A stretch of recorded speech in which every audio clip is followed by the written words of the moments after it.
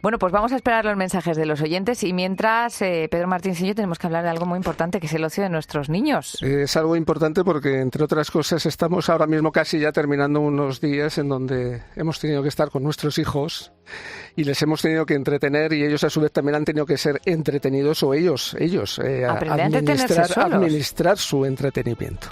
Pues eso, rozamos los últimos días de la Semana Santa, que está pasada por agua, y esto se ha traducido en muchas horas de descanso.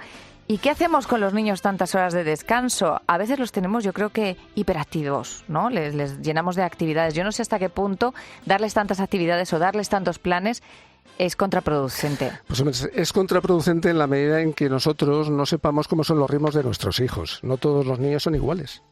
Y al no ser iguales, muchas veces el criterio que utilizamos nosotros cuando no lo entendemos es el nuestro propio. Tú dices, yo me pongo a pensar que mis hijos estarán aburridos, que necesitarán hacer algo, sobre todo que me tienen que dejar tranquilo, ¿no? Y les meto actividades, les propongo y posiblemente ellos no tengan tantas ganas de hacer tantas actividades, ¿no? Entonces, conocer el ritmo de cada uno de mis hijos, el saber con qué se entretienen y el también preguntarles de vez en cuando qué es lo que quieren hacer puede venirnos, pero que muy bien. Me he sentido muy identificada con lo que has dicho, porque claro, yo siempre soy de llenar de planes y ha habido veces que mi hija me dice, mamá, hoy casita, ¿no?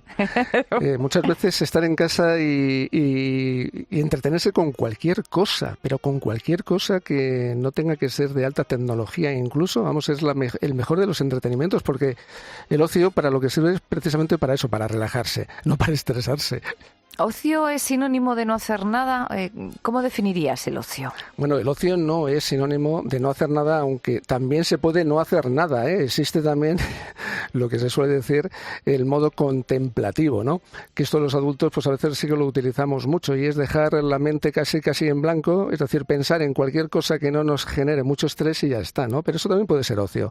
Pero el ocio cuando nosotros lo utilizamos para realizar actividades que nos entretienen, ya estamos haciendo algo. Por lo tanto, no es no hacer nada, sino hacer aquello que nos entretiene, que nos gusta, que nos satisface y que nos aporta. ¿Cómo de nutritivo es el ocio para el espíritu? ¿Por qué es importante marcar en nuestro calendario un tiempo así de diversión, de ocio, de asueto? Muchas veces nosotros, los mismos psicólogos, decimos cuando ahora mismo nos tenemos que reincorporar a lo que van a ser las actividades del día a día, otra vez tenemos que meternos en las rutinas. El ocio, el tener unas horas de ocio, de no hacer nada, de tranquilizarnos, de dirigirnos hacia aquellas actividades que nos enriquecen, nos aporta muchísimo porque, entre otras cosas, nos relaja. Nos plantea, es decir, nos mete en situaciones, en ondas cerebrales, en estados cerebrales de tranquilidad y nos permite incluso, fíjate, potenciar muchísimo nuestra capacidad creativa y, por lo tanto, también ser capaces de resolver muchas situaciones que nos pueden estar inquietando durante todos estos días. Estoy pensando en aquellos padres que tienen más de un hijo y cada hijo quiere disfrutar del ocio de distinta manera. Imagínate que tenemos a uno muy casero y el otro que necesita actividad porque se le cae el techo de casa encima. ¿Cómo nos organizamos? Pues esto es uno de los grandes problemas que podemos tener cuando tenemos no 2 hijos, sino 3 y 4 hijos, ¿eh?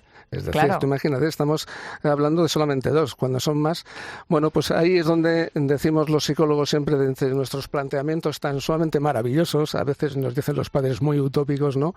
Que tenemos que conocer, como he dicho anteriormente, a nuestros hijos, saber qué es lo que les gusta y sobre todo cuando tenemos que hacer planes entre muchos niños hay que ir dando la posibilidad de que se decida qué es lo que se puede hacer y que se vaya alternando esto. Es decir, una semana hacemos unas cosas, otras semanas hacemos otras y les enseñamos incluso a los que no les gusta hacer esas cosas a entretenerse. Es decir, les enseñamos a ser resistentes también a la frustración, a compartir muchísimo tiempo. Lo hemos hablado muchas veces, la importancia también del aburrimiento, ¿no? Porque muchas veces queremos, en cuanto vemos a un niño parado, ya le estamos ofreciendo qué hacer, pero claro, si somos nosotros los que creamos ese ocio, le estamos privando de su capacidad para desarrollar esa creatividad de la que hablabas antes, Pedro. Es decir, claro, tenemos que permitirles que sean autónomos en cuanto a la elección de lo que ellos quieren hacer, ¿no? El aburrimiento, fíjate, es que has dado una de las claves. El aburrimiento es muy difícil de gestionar. Y a veces lo que nosotros conseguimos con ese meterles propuestas continuamente es que los niños no aprendan a aburrirse y que tengan la necesidad de estar estimulados continuamente. Esto es peligroso. Esto es peligroso porque después van a buscar eso, estar estimulados continuamente, y el hecho de no tener cosas que hacer les puede generar bastante tensión. Esto ya me estoy refiriendo a niños que ya no son tan niños, ya pueden ser incluso adolescentes.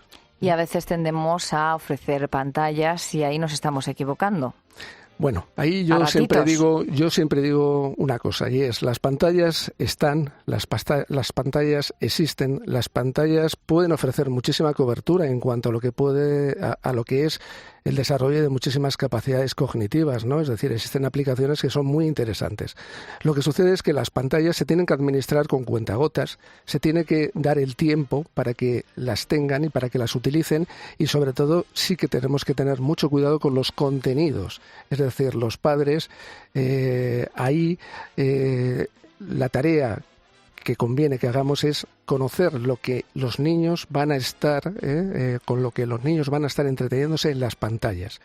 Esto nos exige un esfuerzo a nosotros como padres. Y participar nosotros a veces también. Es decir, que incluso sí, claro que es que ser padre, vea, ser padre es un deporte de riesgo, como digo yo, ¿no? Es decir, es una situación en la que nos exige muchísimo conocimiento acerca de lo que son etapas evolutivas, lo que son los criterios educativos, y también cómo tenemos que ir gestionando incluso todo lo que está apareciendo de una forma increíble, rápida, y que nuestros hijos, pues claro, no solamente tienen que conocer, sino que tienen que aprender a gestionarlo. ¿En qué medida el compartir ese ocio intensifica los vínculos entre padres e hijos, compartir ese tiempo de ocio?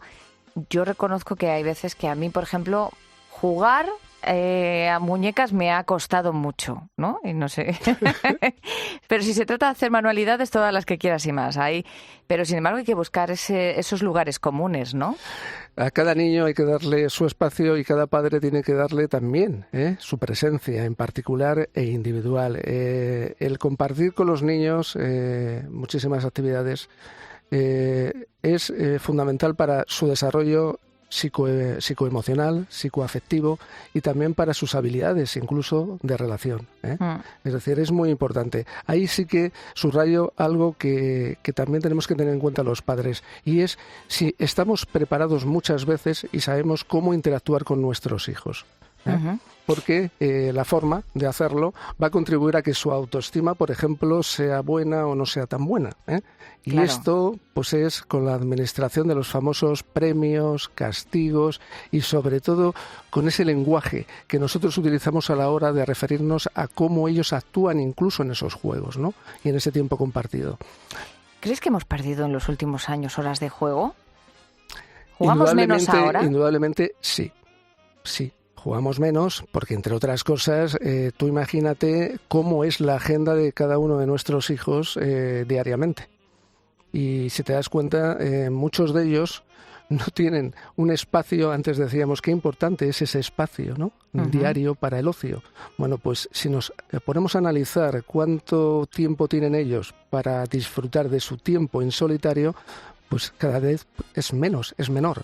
Sobre todo por esa agenda de tantas actividades que tienen académicas y extraescolares. Más allá de las del colegio, quiero decir, muchos niños salen a las 5 de la tarde, luego tienen los deberes, previamente tienen actividades extraescolares. Claro. Y yo recuerdo que cuando nosotros éramos niños llegábamos a casa, hacíamos un poco los deberes, pero siempre teníamos un poquito de tiempo para jugar. Hombre, yo creo que eso se ha perdido, Yo recuerdo exactamente que teníamos nuestro tiempo incluso para salir con nuestros, a la calle, al barrio, nuestros vecinos, con nuestros amigos, y qué importante es eso. Pues cada vez se pierde más. ¿Por qué? ¿Distribuimos peor el tiempo?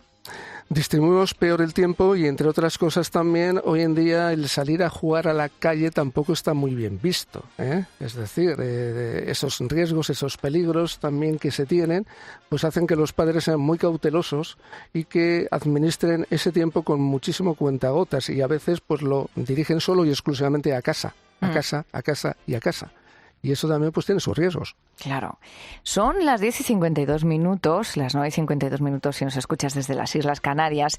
Si andas despistado con la hora es normal, porque hemos hecho el cambio al horario de verano en esta madrugada de sábado a domingo en toda España, menos en un pueblo que siguen tocando el tambor. Y entonces el tambor. Van a cambiar la hora en la madrugada del domingo al lunes. Bueno, tenemos un mini jet lag. Es verdad que estamos todos así un poquito más cansados, pero mañana no. El martes volveremos al colegio. ¿Cómo nos adaptamos después de estos 9 días de nuevo a las rutinas? Para que no sean un drama, porque los niños... Pues con esto del cambio de hora se ha demostrado que sobre todo ahora, este cambio, el que hemos tenido ahora, nos va, claro, lo que motiva es que perdemos una hora de sueño. Pero no solamente perdemos una hora de sueño, sino que amanece más tarde. Es decir, que la luz, esa famosa luz que ya los niños incluso y también nosotros estábamos acostumbrados por las mañanas, ahora ya nos metemos todavía en la noche en algunos casos, ¿no? Es decir, esto va a condicionar muchísimo lo que es esa sensación de motivación, de ganas de hacer las cosas. Así que lo único que podemos decir es que muchísima paciencia, porque esto también se tiene demostrado, que no nos planteemos que el abordaje de todo ello nos va a generar un cansancio y una imposibilidad, ¿no?, de comportamiento, que tengamos paciencia porque nuestra cabeza y nuestro cerebro en unos cuantos días se ha adaptado. Pero lo mejor que podemos hacer son rutinas.